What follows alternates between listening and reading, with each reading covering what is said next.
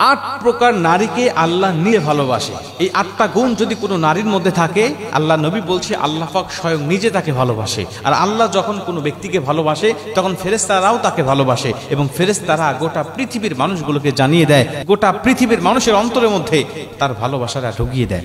অতএব আমরা মেয়েদেরকে বলতে চাই, এই আটটি কাজ আপনারা করবেন, এই আটটি গুণ অর্জন করবেন, দেখবেন যে আল্লাহ পাক আপনাকে ভালোবাসে। এক নম্বরে, যেই নারী পর্দাশীল নারীকে আল্লাহ ভালোবাসে। পর্দায় থাকার কথা আল্লাহ পাক স্বয়ং নিজে কোরআনের মধ্যে বলেছে। অতএব পর্দাশীল হতে হবে। কখনো নিজের চেহারা, নিজের রূপ, সৌন্দর্যগুলো পরপুরুষের মধ্যে আপনারা দেখিয়ে বেড়াবেন না, কারণ রাসূল সাল্লাল্লাহু আলাইহি ওয়াসাল্লাম বিভিন্নভাবে লানত করেছেন এবং আল্লাহও লানত করেছেন বেপর্দা নারীর উপরে। এজন্য বেপর্দা হওয়া যাবে না। দুই নম্বরে, যে নারী ধৈর্যশীল, যে নারীর মধ্যে ধৈর্য বেশি। বিপদ আপদ অনেক আসে, বালা মুসিবত অনেক আসে, জীবনে কষ্ট দুঃখ অনেক আসে, কিন্তু সে ধৈর্য ধারণ করতে পারে। ধৈর্য ধারণ করার ক্ষমতা যার মধ্যে আছে, আল্লাহ পাক ওই নারীকে ভালোবাসে, আল্লাহ পাক ওই নারীর সাথে থাকে।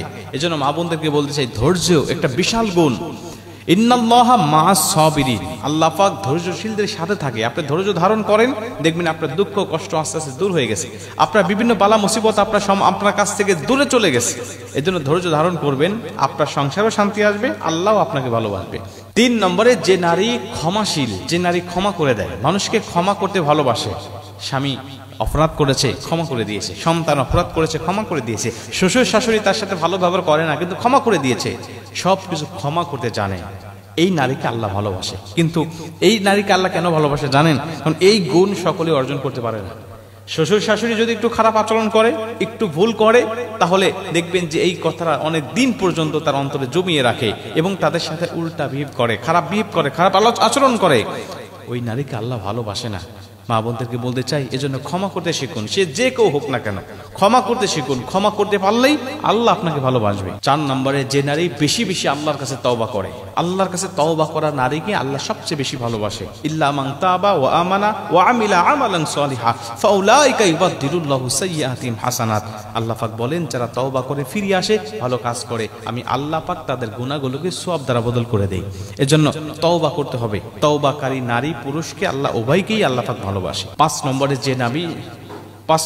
যে নারী স্বামীর আনুগত্য করে। স্বামীর আনুগত্য করা নারীকেও আল্লাহ পাক খুব ভালোবাসে। স্বামীর আনুগত্য করতে হবে। নবীজি বলছেন, আল্লাহর পরে কাউকে সেজদা দেওয়া জায়েজ হলে প্রতিটা নারীকে বলে দেওয়া হতো তার স্বামীকে সেজদা করার জন্য। এটা নবীজি এজন্য বলেছেন, স্বামীর গুরুত্ব বোঝানোর জন্য। আল্লাহ পাক বলেন, আর রিজালু কাওয়ামুনা আলান নিসা, প্রতিটা নারী তার স্বামীর আনুগত্য করবে, প্রতিটা নারী তার স্বামীর কথা শুনবে, স্বামীর যেটা হুকুম করে সেটাই পালন করবে, যদি সেটা জায়েজ হয়। এজন্য প্রতিটা নারী স্বামীর আনুগত্য করবে এবং সংসারে শান্তি থাকবে, আল্লাহও তাকে ভালোবাসবে। 6 নম্বরে, যে নারী পবিত্র থাকে, পবিত্র থাকাকে পছন্দ করে। অনেক নারী আছে অপবিত্র হওয়ার পরে পবিত্রতা অর্জন করতে অলসতা করে। এই অলসতা করা নারীকে আল্লাহ ভালোবাসে না। এবং কবরে আযাব হওয়ার পিছনে যে কারণগুলো থাকবে তার মধ্যে এটাও একটা, যে নারী অপবিত্র থাকার পরে পবিত্রতা অর্জন করতে অলসতা করে। অপবিত্রতা থেকে পবিত্রতা অর্জন করতে কখনো অলসতা করা যাবে না, অবশ্যই দ্রুত পবিত্রতা অর্জন করে নিতে হবে, তাহলে আল্লাহ ভালোবাসবে, নিজের মধ্যেও ভালো লাগবে। 7 নম্বরে, যে নারী লজ্জাস্থানকে হেফাজত করে, সে নারীকে আল্লাহ পাক স্বয়ং নিজে ভালোবাসে। এবং 8 নম্বরে, সবচেয়ে গুরুত্বপূর্ণ বিষয়, নবীজি সাল্লাল্লাহু আলাইহি ওয়াসাল্লাম বলেন, যে নারী অন্যের কথা গোপন করে, যে নারী কথাগুলোকে মানুষের কাছে প্রকাশ করে না বেড়ায়, গীবত শিকায়ত করে না, এই নারীকে আল্লাহ পাক ভালোবাসে। আপনি কারো গুরুত্বপূর্ণ একটা কথা শুনেছেন, এই কথাটা আপনি কাউকে বলে বেড়াবেন না। মেয়েদের মধ্যে এটা সবচেয়ে বেশি হয়ে থাকে। একজন ব্যক্তির কথা যদি তার কানে যায়, এই কান থেকে পেটে ঢোকে, পেট থেকে না বের করা পর্যন্ত তার পেট শুধু ফুলতেই থাকে। মানুষের কাছে না বলা পর্যন্ত সে মনে প্রশান্তি পায় না। একটা কথা শুনলেই ওই কথাটা আরেকজনকে বলে বেড়াতে হবে, মুহূর্তের মধ্যে গোটা এলাকায় যেন নেটওয়ার্কটা ছড়িয়ে পড়ে। এজন্য অবশ্যই কোনো কথা শুনলেই আপনি সেটা বলে বেড়াবেন না। নবীজি বলছে, একজন ব্যক্তি মৃত্যু খাওয়ার জন্য এটুকু যথেষ্ট, যে একটা কথা শোনার পরে সেটা মানুষের মাঝে বলে বেড়ালো, এই কথাটা সে গোপন রাখতে পারলো না। এজন্য এই 8টি গুণ মা বোনদেরকে বলবো আপনারা অর্জন করবেন, দুনিয়ায় শান্তি পাবেন, আখিরাতেও শান্তি পাবেন।